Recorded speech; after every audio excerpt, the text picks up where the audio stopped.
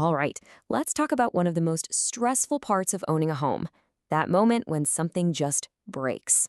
We're going to take that feeling of pure panic when a system fails and turn it into a clear, actionable plan, using some great advice from the pros who deal with this stuff every single day. So picture this, and I bet you can. It's 2 o'clock in the morning, you're dead asleep, and some weird noise from downstairs jolts you awake. Is that the furnace? A pipe? What is that? That split second of not knowing is exactly where the panic starts.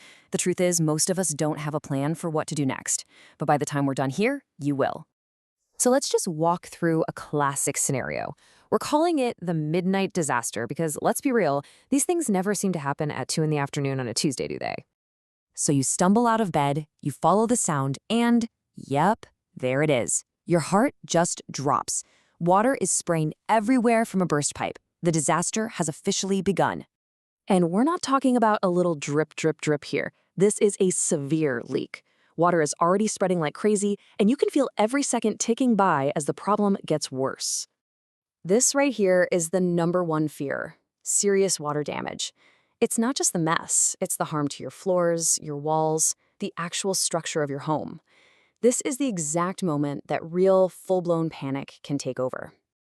But this is where we take a deep breath. This is where we pivot from panic to a plan. Let's talk about your first response, because what you do in these first few minutes can literally save you thousands of dollars and a whole world of stress. Your first response really boils down to 3 simple, crucial steps. Number 1, stop the source. This means you need to know where your main water shutoff is before an emergency happens. Seriously, find it tonight. Number 2, take a quick look and assess the damage. And number 3, call for help. When it's a major failure, now is not the time to be a DIY hero. And you gotta remember, professional help for this kind of thing isn't some 9-to-5 deal. These teams are ready to go 24/7 because, a burst pipe doesn't really care if it's a holiday weekend. So we've contained the immediate crisis. Now let's get a little smarter about our homes so we can maybe prevent the next one. This is all about understanding the anatomy of a home, those critical systems that are humming along, hidden behind your walls. First up is the sump pump. A lot of us have one, but we might not know exactly what it does.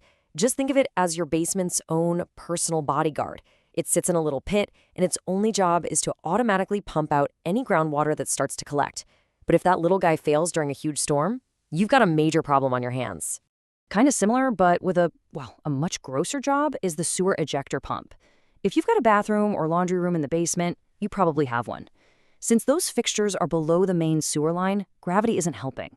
This pump has to physically force all that wastewater up and out. And if this thing fails, let's just say you can imagine the mess. Next up, let's talk water heaters. This table here breaks down the main differences pretty well. On the left, you've got the type, your traditional tank versus the modern tankless units. And across the top, you've got the power source, gas or electric. So, for instance, a standard gas tank heater, like those Bradford White models, heats up water really fast. But a tankless gas one, like a Navion or Bosch, gives you that amazing, endless hot water. On the electric side, the big benefits are usually safety and energy efficiency. Just knowing which one you have, and what an upgrade could do for you, is a really key part of being prepared. Okay, but when one of these complex systems actually fails, you're going to need an expert. So you've figured out you have a big problem, and you definitely need help. What should you actually expect when you're calling in the pros? This is all about making a smart choice, even when you're feeling totally overwhelmed. I really love this quote from the source material because it just boils down exactly what you should be looking for. Speed, accuracy, and clear communication. That's the trifecta. It's not just about them fixing the leak, it's about having a real professional guide you through the process without piling on any more stress. Think of this as your personal checklist. A couple of these are just non-negotiable. For an emergency, they must offer 24/7 scheduling. And you should always, always insist on upfront, transparent pricing. No surprises. A true pro is also going to focus on a long-term solution, not just a quick patch that's going to fail you again in 6 months.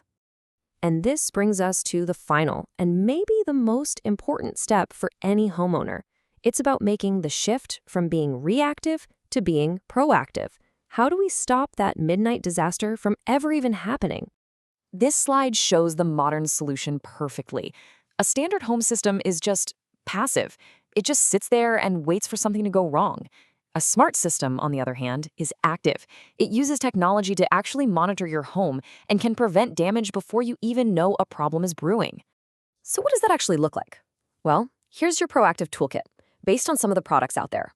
A sump pump battery backup, like a Zolar Aquanaut, keeps your pump working even if the power goes out. A smart water shutoff valve, like the Mow and Flow, can detect a leak and automatically shut the water main off for you. I mean, how cool is that? You add in some high water alarms and get routine inspections, and you've basically built a real defense system for your home. So we'll just leave you with this final question.